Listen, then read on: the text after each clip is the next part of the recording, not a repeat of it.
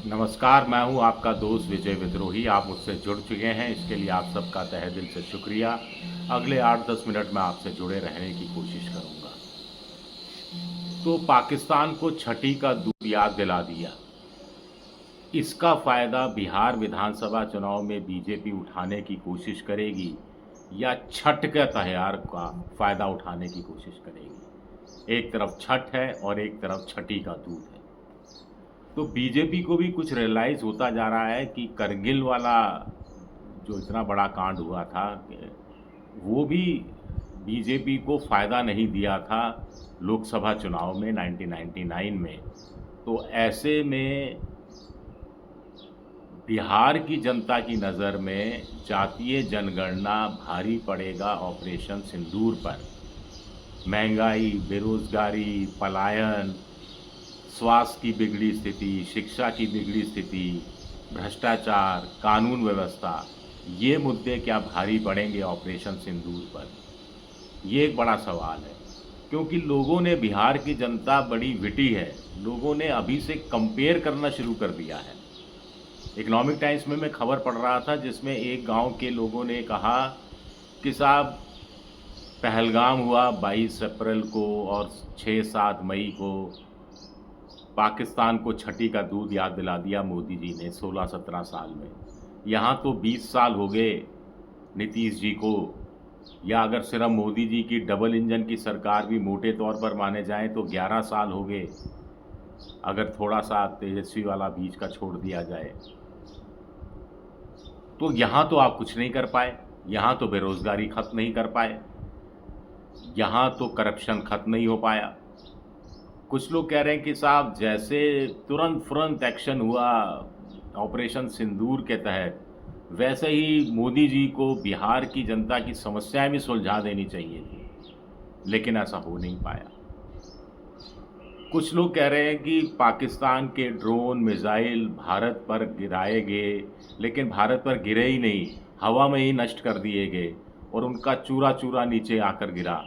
वो ऐसी ही है कि बिहार के अंदर पुल भरभरा कर नीचे गिर जाते हैं। पुल भरभरा कर, बहुत सारी, 1 दर्जन से ज़्यादा पुल पिछली बार टूटे थे, आपको ध्यान होगा।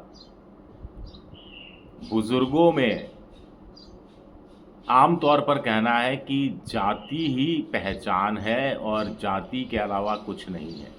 बुजुर्ग तो वायुसेना अध्यक्ष, थल सेना अध्यक्ष और नौसेना अध्यक्ष और बाकी जो सेना के बड़े लोग हैं, उनकी जातियों के बारे में बात कर रहे हैं कि कोई ठाकुर है साहब, कोई जाटव है साहब, कोई राजपूत है, इस तरह की बातें कर रहे हैं।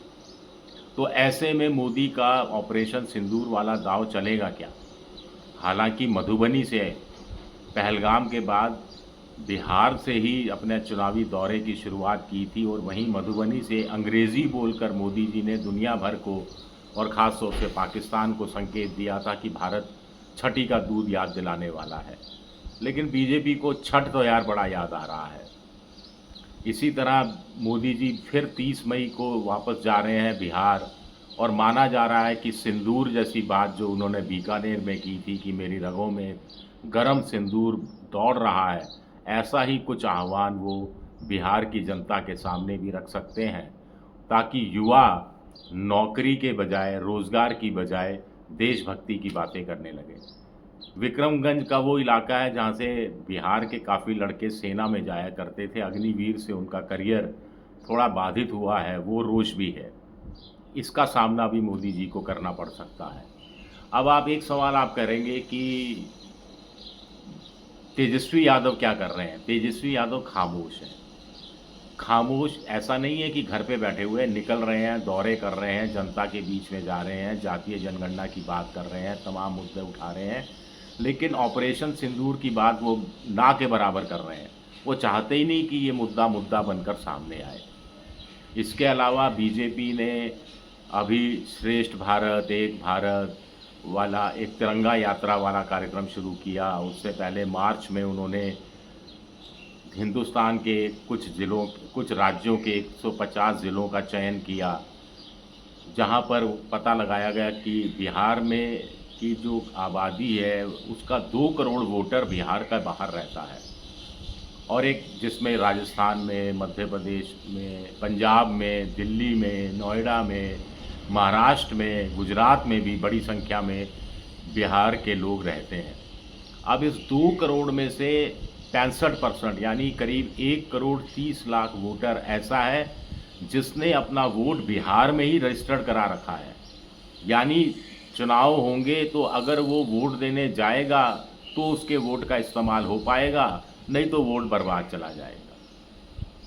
अब यह आंकड़ा कैसे पहुंचा? इसके लिए वोटर और सपोर्टर यानी बिहार के बाहर कितने बिहारी हैं जो रह रहे हैं, उसमें से वोटर कितने हैं जिनका वोट रजिस्टर्ड है बिहार में, और कितने सपोर्टर हैं। तो दोनों को काम में लाने की एक बड़ी योजना बनाई गई है। छठ के त्यौहार के आसपास विधानसभा चुनाव घोषित किए जाएंगे और तब बीजेपी चाहती है कि ये 1 करोड़ 30 लाख वोटर का अधिकांश हिस्सा बिहार में हो, छठ का त्यौहार मना रहा हो और बीजेपी के पक्ष में वोट दे रहा हो। बाकी जो 70 लाख सपोर्टर है जिसका वोट बिहार में नहीं है, लेकिन वो भी अपने गांव जाए, अपने भाई लोगों को उत्साहित करे, प्रेरित करे और मोदी जी के गुणगान गाए कि साहब इनको वोट आप दे देना। कोरोना काल में बिहार की सरकार ने कहा था कि ऐसे बिहार के लोग जो बाहर नौकरी कर रहे थे, जो बिहार वापस आए हैं, वो फॉर्म भरें तो 1,000 रुपया उनके खाते में जमा कराया जाएगा। तब 1 करोड़ 30 लाख लोगों ने फॉर्म भरा था। तो उस हिसाब से बीजेपी ये मानकर चल रही है कि करीब 1 करोड़ 30 लाख वोटर यानी 1.25 करोड़ अतिरिक्त वोटरों का इंतज़ाम करने में बीजेपी लगी है। छठ के मौके को जैसे इलाहाबाद में कुंभ मनाया गया था प्रयागराज में, वैसे कुंभ की शैली में मनाया जाएगा। स्पेशल ट्रेनें चलेंगी, स्पेशल बस चलेंगी, नेता लगातार दौरे करेंगे, बिहार के नेता दूसरे राज्यों में जाएंगे। जगह जगह इस तरह के संपर्क अधिकारी बनाए गए हैं जो जहाँ जहाँ बिहार के परिवार रहते हैं उसमें जो प्रोमिनेंट लोग हैं उनको टच में रखा जा रहा है। उनसे फॉर्म अभी भरवाए गए थे। बिहार दिवस जब मार्च में मनाया गया था और उससे पूरा डाटा कलेक्ट किया गया था, वीडियो, उनका मोबाइल नंबर और सारा ईमेल एड्रेस और सब कुछ, ये सारा डाटा तैयार कर लिया गया है। अब ऐसे वोटरों को छठ के मौके पर स्वाभाविक है कि आने जाने का किराया कौन देगा, ये मुझे बताने की ज़रूरत नहीं है। कोशिश ये है कि ज़्यादा से ज़्यादा लोग पहुँचें और बीजेपी के पक्ष में वोट करें। यानी क्या ऑपरेशन सिंदूर से फ़ायदा होगा, इतना भरोसा क्या बीजेपी को भी नहीं रह गया है? ये भी अपने आप में एक बड़ा सवाल उठता है।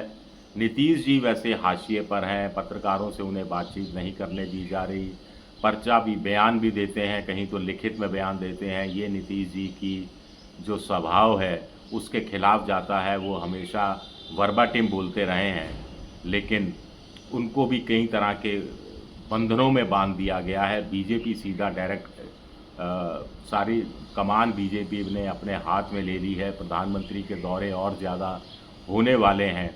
एक भारत श्रेष्ठ भारत के साथ ऑपरेशन सिंदूर के नाम पर मजबूत भारत, शक्तिशाली भारत जैसा कुछ भी जोड़ा जा सकता है ताकि उसका चुनावी फ़ायदा उठाने की कोशिश की जा सके।